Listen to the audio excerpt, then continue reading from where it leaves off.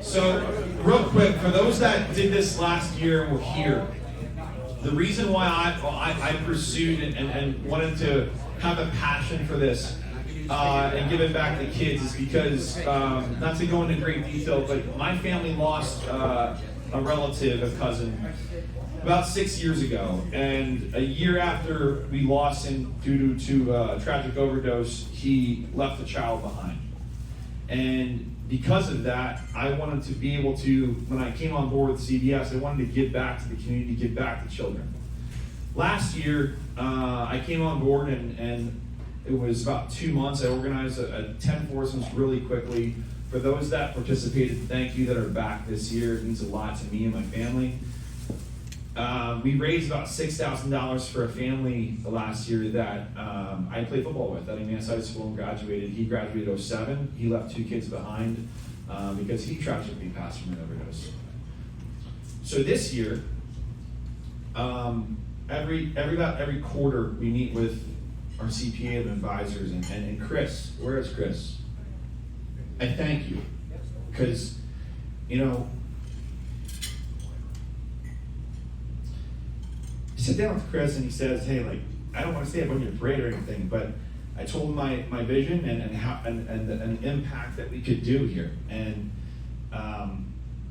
he says, hey, like, I'm a previous board member of Camelot. Why don't we do that? Because my fear of raising tens of thousands of dollars eventually was, hey, like, is it going to the right place? Is it going to the right cause? And I don't want to give away money just to give it away. I want it to go to the right people.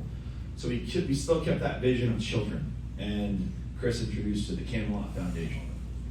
And my family and I actually went to an event at the Camelot Foundation roughly 2 weeks ago.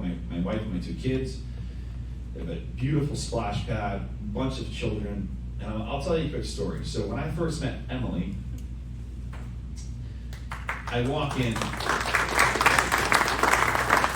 it was, I've said this story a few times to my friends, so if you hear this again, I'm sorry, but I walk in and I first meet her and I say, she takes me around the place, and these are children with mental disabilities, correct? Yep, all medical disabilities, developmental disabilities, all different, yep. So in the day and age where my 2 children are on their iPads consistently and iPhones and everything else, I walk into a room and there are 2 kids sitting in a room with no technology in front of them whatsoever, under a blanket, just having a conversation. And they look at me and say, hey, are you a DJ? And I said, no. Are you a DJ? And they said, why would you ask me that? And I said, well, I just wanted to understand if you were a DJ too, like me. So it's a welcoming place, and I think that was, you know, when I talked about it with my mom and talked about it with Emily and Chloe, it just fit.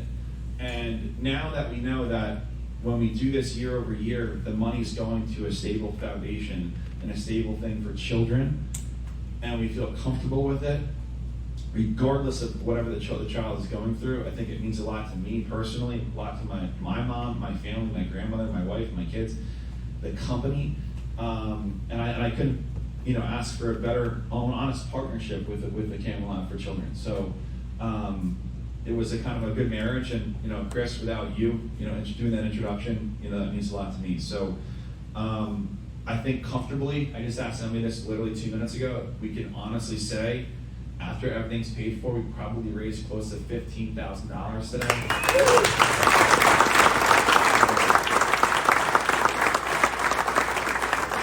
I said this before we teed off. We more than doubled the participation. This place can house an additional, 8 foursomes. So for those that know me, I'm a competitive person. So I want to get to that additional 8, next year.